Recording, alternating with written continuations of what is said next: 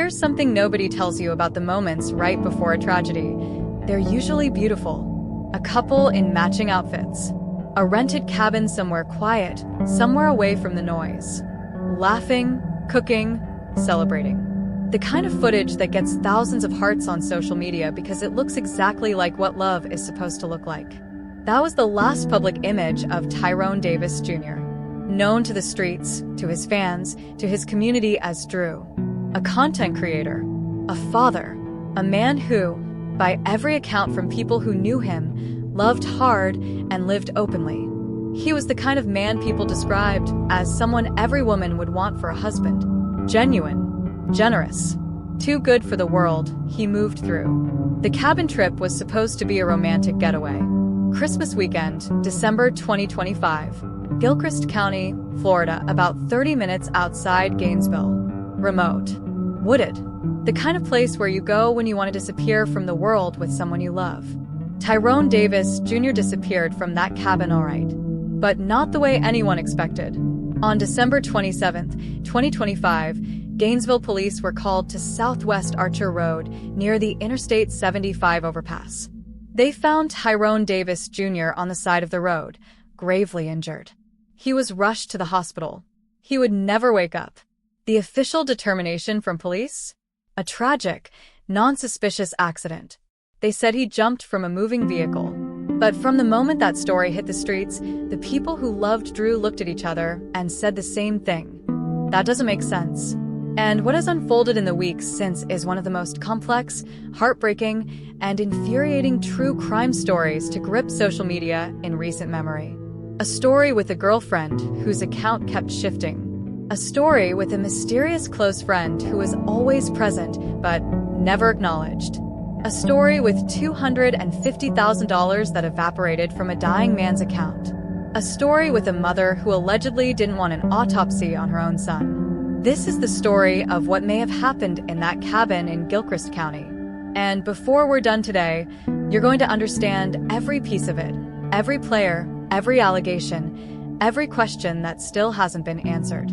The name the Davis family is calling out for justice is Drew. But his killers, if there were killers, may have been the people he trusted the most. To understand what may have happened in that cabin, you first need to understand who was in it. Tyrone Davis Jr. was, by all accounts, one of those rare people who genuinely lights up whatever space he enters. His online presence reflected a man who was comfortable, confident, and connected to his community. A content creator who shared his life openly. A father who was present and devoted. A man who made the people around him feel seen. People who knew him described him as a gentleman. The kind of man who was loyal to the people he let into his circle, who showed up when it mattered, who gave of himself without being asked. His father, Tyrone Davis Sr., called him his right-hand man. That phrase matters. Because when a father calls his son his right-hand man, he's saying something bigger than a term of endearment. He's saying, "This is the person I depend on. This is the person I trust above all others." Drew was a six-figure man. He had built something real. He had money, a lifestyle, a community of people who looked to him as an example of what was possible. And with that success came something that follows successful people everywhere they go. Attention. People who wanted to be near the light he carried. People whose motives weren't always as clear as their smiles. His baby mother, the mother of his children, was a real, documented relationship. A woman he genuinely loved. But like many men in his position, Tyrone Davis Jr. found himself drawn to someone else. Someone who, on the surface, represented something exciting. A woman known to her online audience simply as Lulu. The relationship with Lulu appeared, to the outside world, to be a love story. Their social media presence together was curated and constant. Matching outfits, trips, celebrations. The footage from that December cabin getaway painted a picture of a couple deeply invested in each other's happiness. Lulu smiling, Drew cooking for her. The kind of content that gets shared as relationship goals. But people who knew Drew really knew him say they saw something else when they watched those videos. They say if you look closely at Lulu's expressions, the smiles don't quite reach her eyes. The laughter feels performed. The affection feels like something being demonstrated rather than felt. They say this is obvious in retrospect after everything that allegedly happened. The first thing you need to understand about the woman at the center of this case is that, according to community investigators, this story didn't begin in December 2025. It has roots that go further back. A pattern that, if the allegations are true, makes what happened to Drew not a random tragedy, but the culmination of a calculated approach. Polo's investigation characterizes Lulu as a woman with a specific type.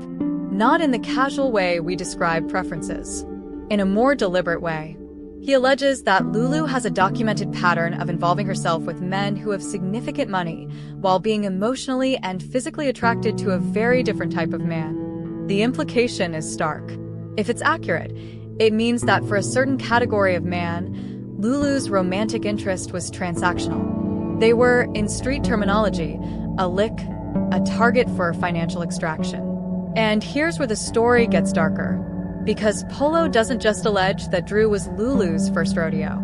He claims there was a man before Drew, who Lulu allegedly tried to have killed. A man she had been involved with who she allegedly conspired to have set up in a way that was meant to be fatal.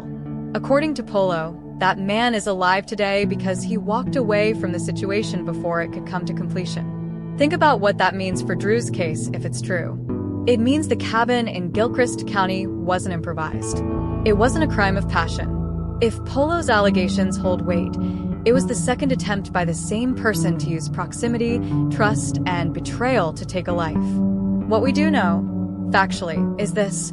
Lulu was the last person publicly known to be with Tyrone Davis Jr. before he was found dying on the side of Archer Road. That is not an allegation. That is the beginning of the official record. Everything else flows from there. Let's reconstruct the timeline of December 27th as best we can from the available information, including the official record and the community investigation. Tyrone Davis Jr. and Lulu arrived at a rental cabin in Gilchrist County for what had been planned as a romantic Christmas weekend getaway. They had been posting content throughout the trip, cooking, laughing, capturing moments for social media. From the outside, it looked idyllic. But at some point on December 27th, something shifted. Police were called to the cabin for a domestic dispute. That's not an allegation. That's documented. Officers responded to the scene. But here is the detail that Polo flags as critically important and that the Davis family points to as a glaring gap in the official response. The police never went inside the cabin. Officers were called to a domestic dispute at a residential structure. They arrived. And they never entered the building to check on the occupants. How does that happen? We don't know for certain. What we do know is that, as a result, no officer had eyes on Tyrone Davis Jr. at any point during that response. No welfare check was conducted.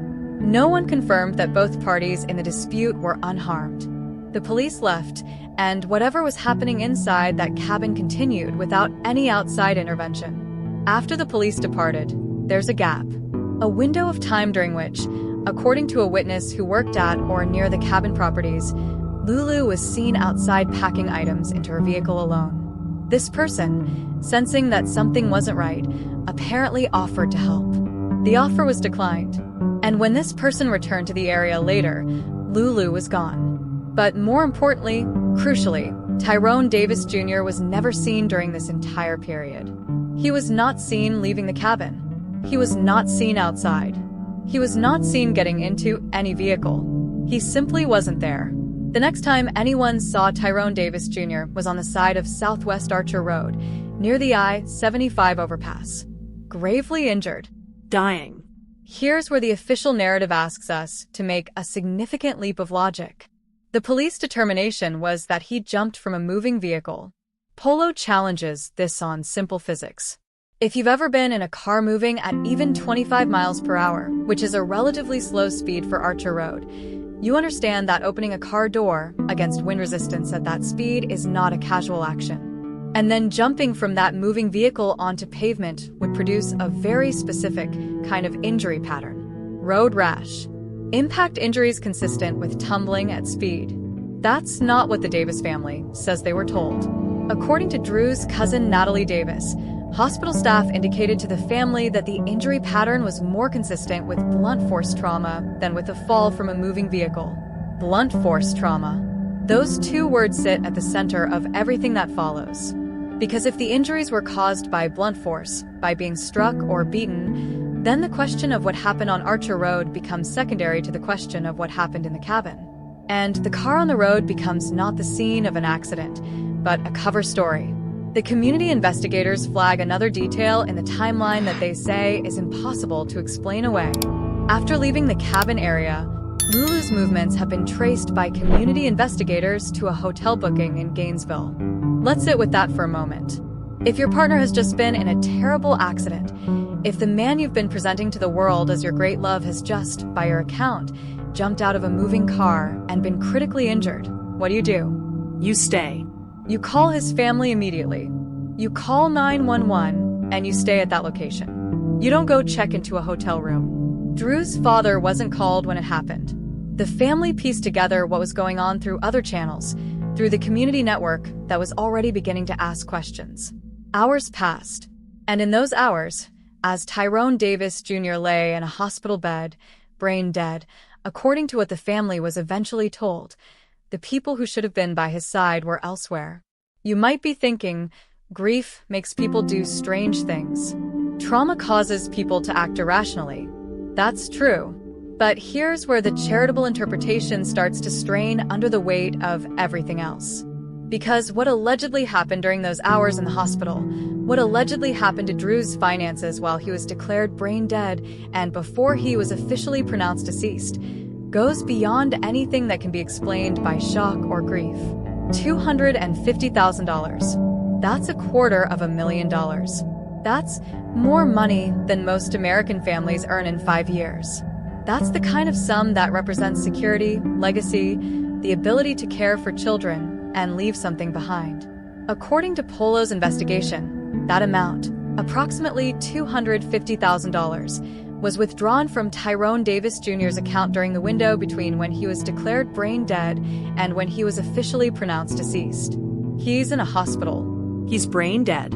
He cannot speak. He cannot authorize transactions. He cannot protect himself or his assets in any way. And in that window of total vulnerability, $250,000 disappears. Drew's children, the children he was devoted to, the reason he worked as hard as he did, had a GoFundMe open for their support in the aftermath of their father's death. A GoFundMe. While, according to these allegations, the people allegedly involved in his death were walking away with life-changing money. This financial angle transforms the case from a story about a relationship gone tragically wrong into something premeditated, something planned. Because you don't drain a man's bank account in the window between brain death and official pronouncement by accident. That's not impulsive. That's not grief. That requires knowledge, preparation, and access. Every king has a right-hand man, someone he trusts above the others, someone he vouches for, brings into his inner circle, defends when others doubt him. Tyrone Davis Jr. had such a man, someone he called his right hand, someone referred to in the community investigation as Jason, and known online by the handle Chevy Boy J. Polo describes Jason as a man who was once Drew's op, meaning there was a prior conflict between them, a time when they were on opposing sides. But Drew, being the kind of man he was, the kind who believed in second chances, who gave people the benefit of the doubt, had forgiven Jason and brought him into his circle, into his life, into his trust. According to the community investigation, Jason was present everywhere.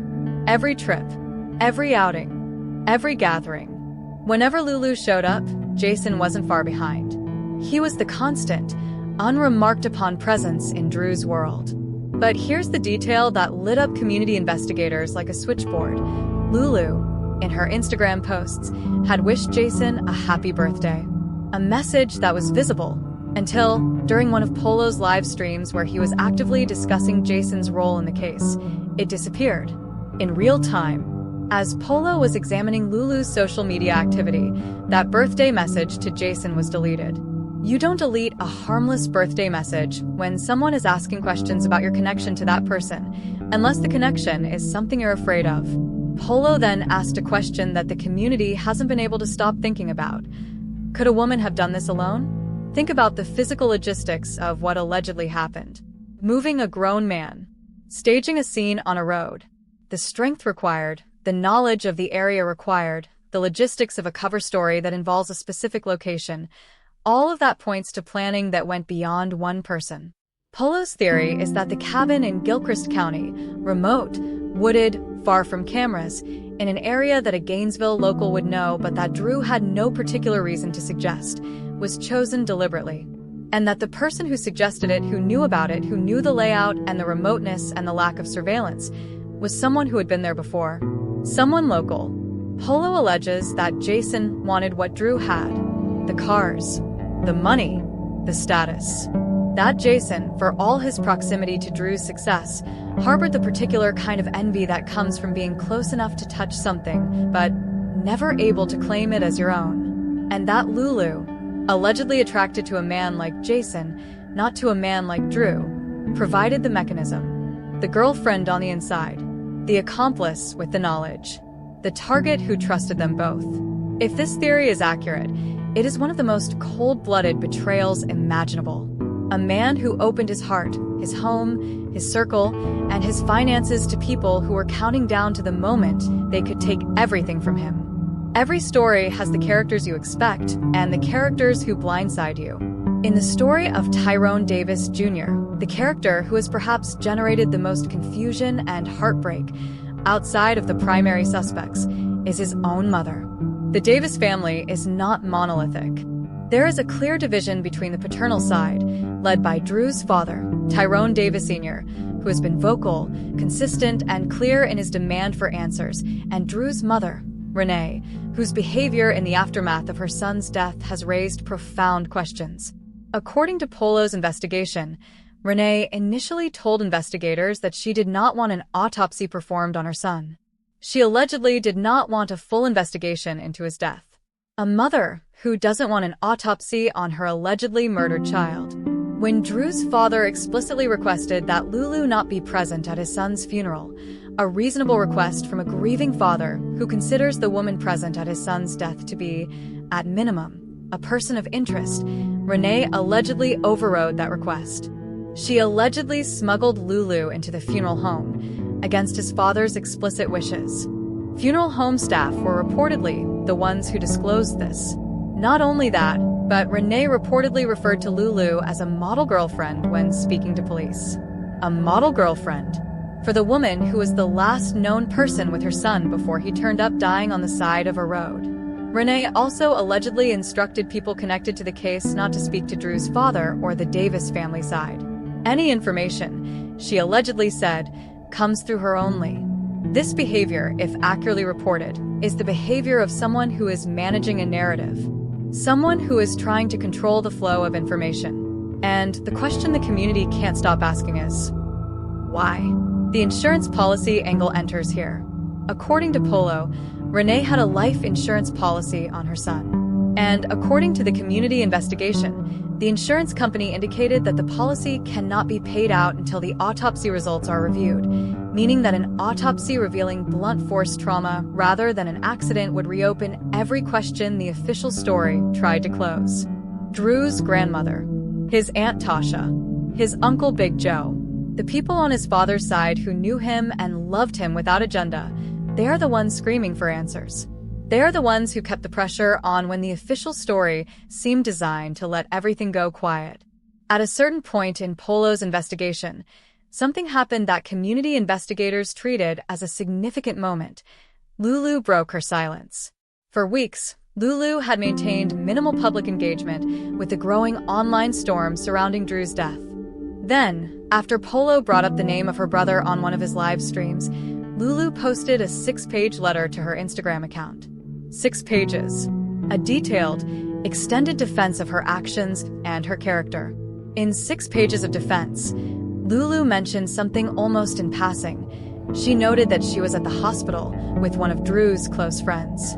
She didn't name this person, but to the community investigators, this was anything but a footnote. Because they asked the obvious question, who is the close friend? The man described as Drew's right-hand man, the man who was, according to community investigators, consistently present wherever Lulu was present, was Jason. Chevy Boy J. If Jason was the man at the hospital, the implications compound. Because it means that in the hours following the incident on Archer Road, as Drew lay brain dead in a hospital, the man allegedly having an affair with his girlfriend was at the hospital. Present. In the building, or just outside it. The community investigators noted that Jason, around the time all of this came to light, made a conspicuous social media post. He had bought his sister a brand new BMW, posting about it publicly, celebrating this gift to his family. Where does that kind of money come from? Is it possible that someone who received a share of the money that disappeared could suddenly afford to gift a luxury vehicle? And then, during Polo's live stream, as he was reading through Lulu's social media, he found it. Lulu was following Chevy Boy J. And, in her activity, there was a birthday message to Jason. As Polo was live, discussing this very connection, the birthday message was deleted. Let's step back and look at the complete picture that the community investigation has assembled. Not as established truth, but as a framework for understanding why so many thousands of people believe the official story is insufficient. The evidence points. A victim found dying after a remote cabin trip with people he trusted. Official determination. Jumped from a car.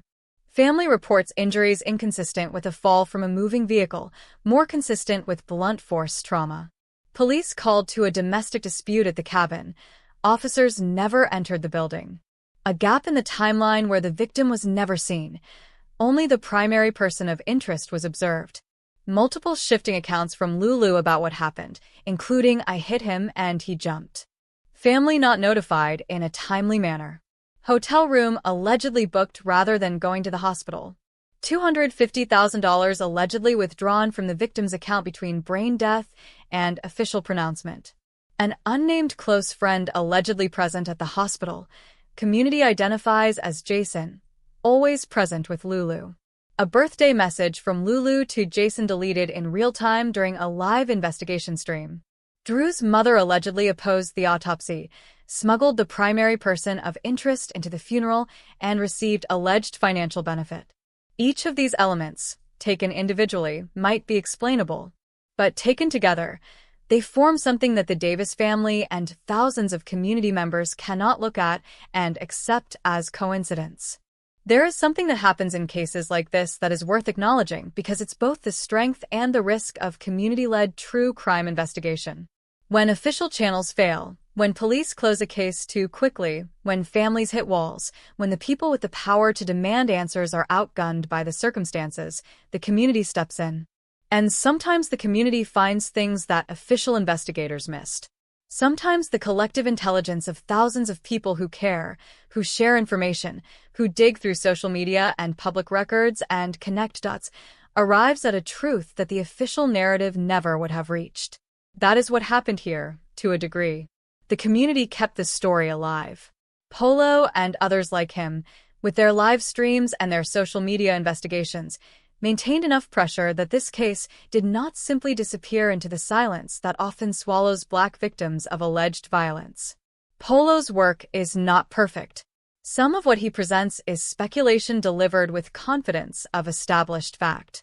Some details cannot be independently verified. His live stream format is not that of a journalist or a detective. It's the format of a community member who is angry, who is grieving alongside a family he cares about, and who is doing his best to make sense of something that feels profoundly wrong.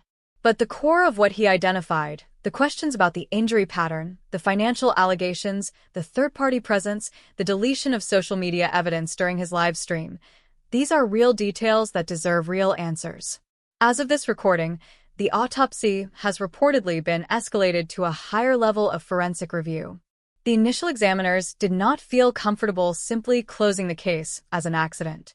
That is, if accurate, a significant development.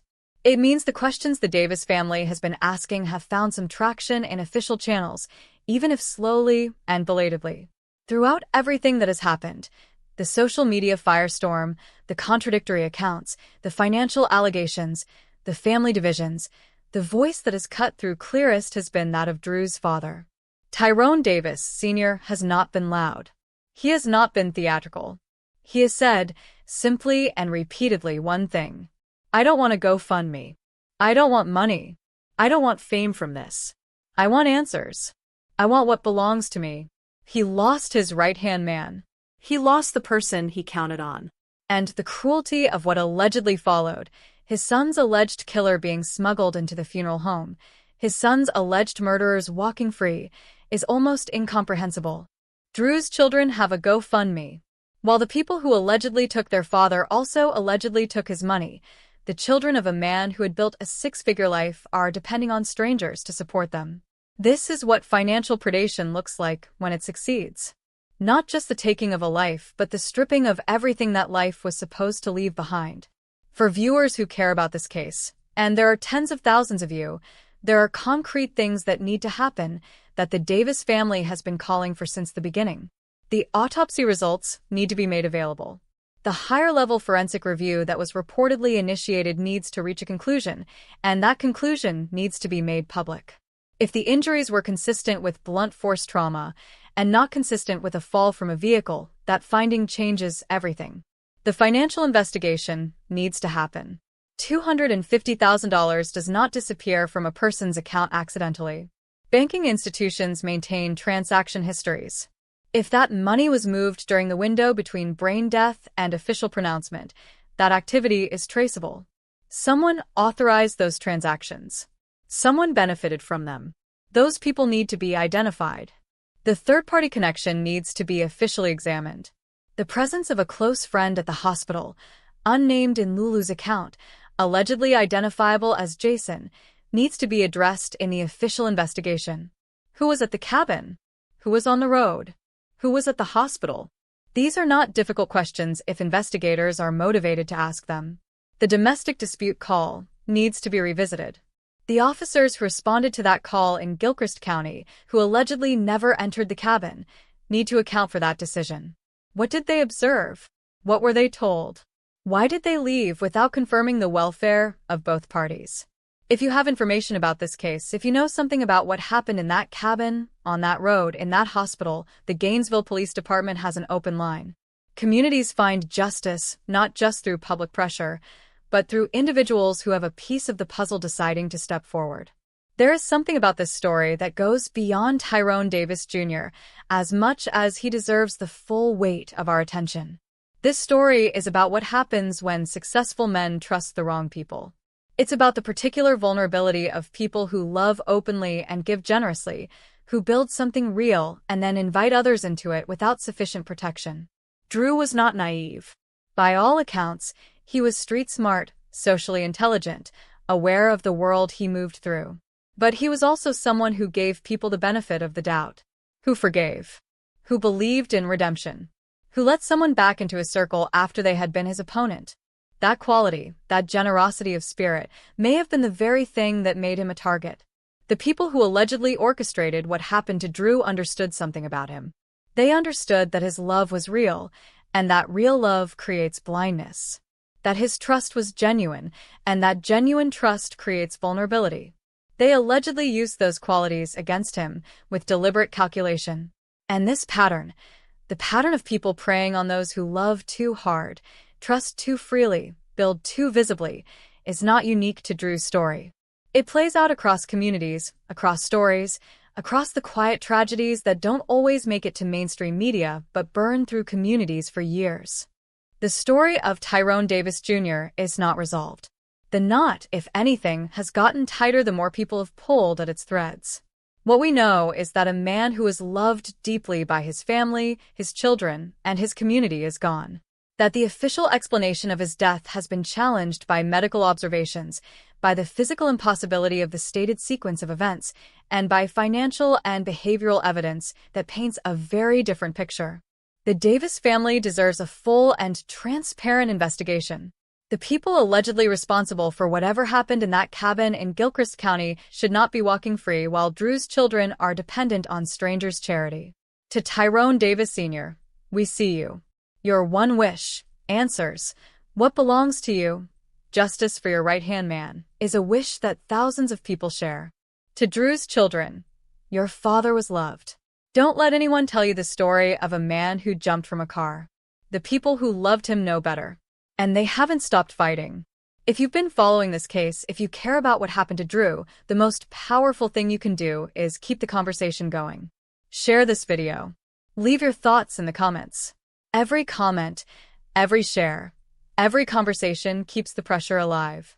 Justice doesn't always arrive on the timetable we demand, but it is more likely to arrive when people refuse to stop demanding it.